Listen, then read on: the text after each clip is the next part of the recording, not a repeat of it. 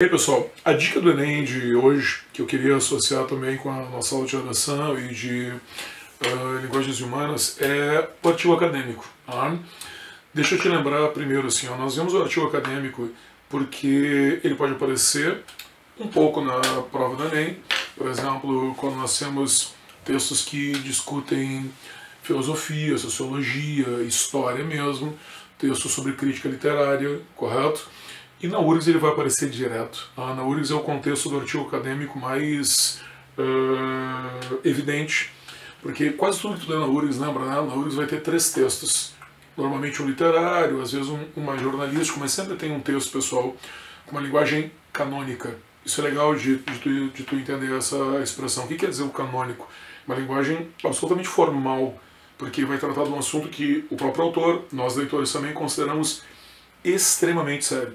Normalmente esse texto ele vem numa linguagem culta, porque ele precisa expressar credibilidade. Então, uma das principais características do artigo acadêmico é não abrir mão da linguagem culta. Pequeno parênteses aqui, poderia dizer, tá, mas o artigo também é assim, mais ou menos.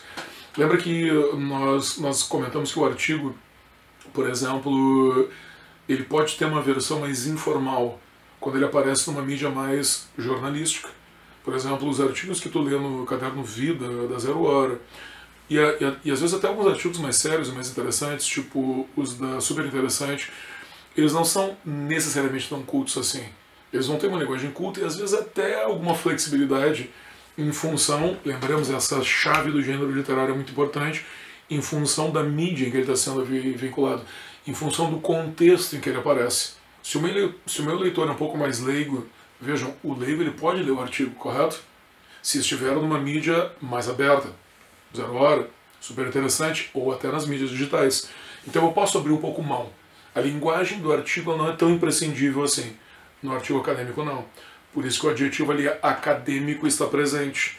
Porque vai haver, vejam bem, já uma diferença midiática. O artigo ele não vai estar na mídia convencional. O artigo acadêmico não é publicado em jornal. Ele é publicado numa mídia especializado. Ele vai ser publicado numa Nature da vida, numa Science da vida. Não vai ser publicado no Super Interessante. O artigo acadêmico, ele, nessa linguagem culta, ele vai utilizar de um jargão, correto? Vocês lembram dessa ideia de jargão? Primeira aula de português. É um nível de linguagem relativo a uma atividade profissional. Então o artigo acadêmico de medicina vem no jargão médico, no direito, no jargão jurídico. Agora, no nosso caso, tá? Nós que somos de humanos, sabe? Nós também temos um jargão, vocês entendem? Só que esse jargão ele não é tão especializado assim, e nós somos treinados a ler esse jargão em função da prova da URGS, em função da prova do Enem. Mas ele também vai apresentar suas peculiaridades, correto? O jargão das humanas ele é um pouco mais aberto, não nos parece tão específico, mas ele vai dificultar a linguagem, ele vai dificultar o nível de entendimento, beleza? Essa linguagem culta, esse jargão, é propiciado em função do fato de que o artigo acadêmico vai estar em que contextos? Por exemplo, nas publicações especializadas e no meio acadêmico. Muitas vezes o artigo acadêmico ele é voltado para um público específico. Eu estou fazendo um artigo para os residentes de ortopedia, para os doutorandos em psiquiatria, vocês entendem? Então, aquele público que tem um grau de interação maior com o assunto vai ter uma aceitação maior dessa linguagem mais, entre aspas, complicada. Então, primeiro, a linguagem é culta, jargão. O segundo, o público ele é especializado, correto? Uma coisa bastante significativa também, esse público especializado ele tem que ter os pressupostos, né? Por isso que eu te disse antes, ele vai circular na universidade, ele vai circular nas leituras que os universitários vão fazer. Por exemplo, as revistas altamente especializadas. Então nós temos linguagem culta, meio acadêmico, universidade, publicações universitárias. Terceiro, público especializado. Ou os interessados, né? Leigos que tenham a capacidade de entender. Uma coisa importante do artigo acadêmico, como um artigo no geral, é que ele vai ter uma função que originalmente pode ser referencial. Quando eu estou fazendo um artigo acadêmico, eu preciso contextualizar um pouquinho. Os artigos acadêmicos, eles fazem parte dessa categoria dos chamados TCCs, trabalho de conclusão de curso, as dissertações de mestrado, as teses de doutorado. que vocês lembram, sempre começam com um abstract, um resumo, em que eu dou uma contextualizada. Então, o artigo ele precisa ter uma parte referencial, mas não é o seu objetivo. Vocês estão acompanhando? O objetivo do artigo sempre vai ser convencer. Não parece, né? Mas o artigo ele tem uma função apelativa ou conativa. Eu só escrevo o artigo para provar um ponto de vista. Ou provar que ele está certo, ou provar que ele está errado, ou até, se alguém já trabalhou em pesquisa, ou a galera que está fazendo, que no curso a gente tem muita gente formada que está fazendo mestrado. Para quem está fazendo mestrado, ou até provar que eu não posso provar. Tu entendeu? Mas eu preciso ter no final alguma conclusão que seja afirmativa. Então a função do artigo sempre é apelativa, correto? Mesmo nos artigos muito especializados, tipo assim, daqui a pouco eu estou fazendo um artigo sobre novos procedimentos cirúrgicos, correto? Eu quero mostrar que esses procedimentos são melhores do que os outros, ou piores do que os outros. Eu quero mostrar que eles não têm diferença, mas eu preciso comprovar alguma coisa. Beleza? Uma situação importante do artigo, diferente dos artigos do cotidiano, que nós lemos as publicações mais convencionais, é que eu preciso, no artigo acadêmico, quem já leu, já fez, lembra bem disso aí, usar dados. Esses dados eles vão vir normalmente de três situações diferentes. Tá? Eu uso dados estatísticos, eu uso tabelas, tá? Eu uso, por exemplo, argumentos de autoridade, eu cito abundantemente, nós vamos ver no exemplo que eu vou te mostrar agora aqui, e eu também uso pesquisas, correto? Então, citações, argumentos de autoridade, dados, pesquisas são características em que eu preciso, com eles, naturalmente, afirmar o meu ponto de vista. Nos textos das humanas, existe a possibilidade de nós usarmos dados. Vejam, por exemplo, eu mesmo, na redação, uso pesquisa full, tá? Mas a tendência é o argumento de autoridade estar presente. Então, vamos fazer uma experiência agora com o artigo acadêmico. Tá? Esse artigo é um subsídio para uma redação que nós já fizemos, a redação sobre tradicionalismo. Então, quem tem aí o livro de português à mão, se não, tu vai ver aqui o slidezinho do teu lado, nós estamos na página 192. Pessoal do Prática de Provas, página 173, se não, amplia o printzinho aqui do lado. Eu estou começando ali, pessoal, na coluna da direita, onde o cara tenta caracterizar o que é o tradicionalismo no Rio Grande do Sul, que ele vai chamar de tradicionalismo estancieiro. Ele diz assim, o tradicionalismo estancieiro de espetáculo constitui-se a rigor de um mito que trabalha para legitimar-se e para tornar-se exclusivo, como fala, hábitos, costumes, valores e discursos, através dos métodos de naturalização.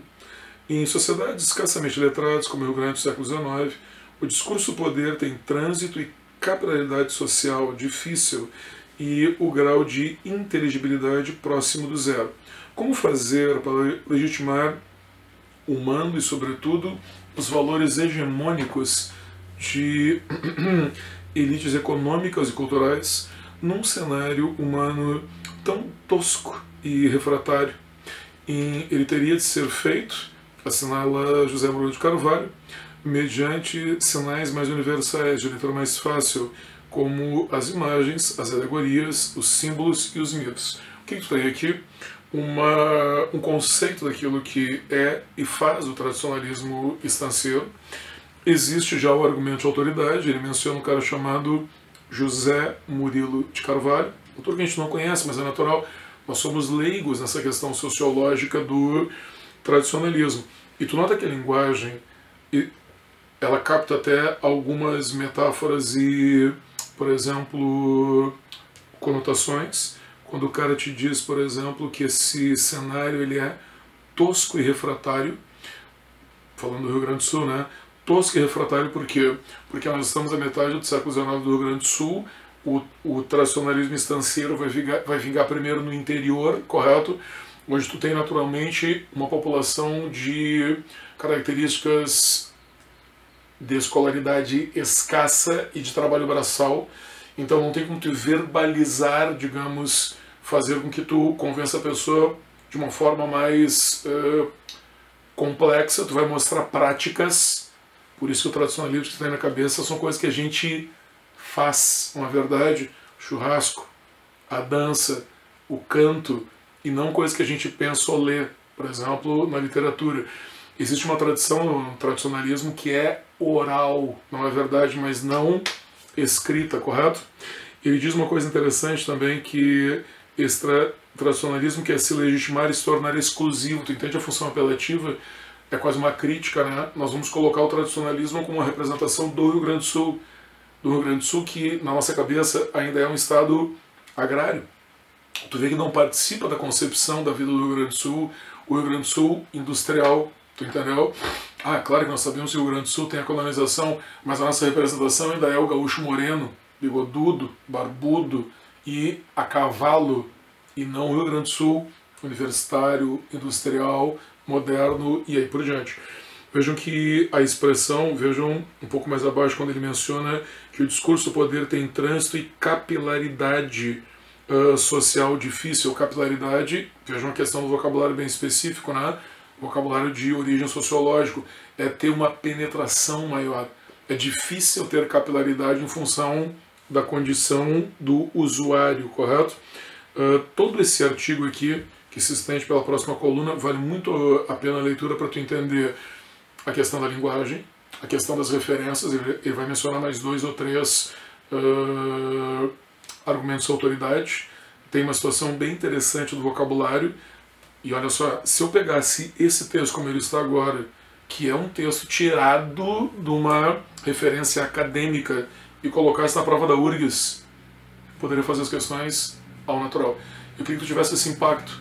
Na URGS tu vai ler esse texto aqui como fonte de interpretação e de avaliação gramatical. É legal tu já ir treinando o artigo acadêmico, beleza? Na dúvida, me chama pra gente discutir. Aí valeu, até a próxima.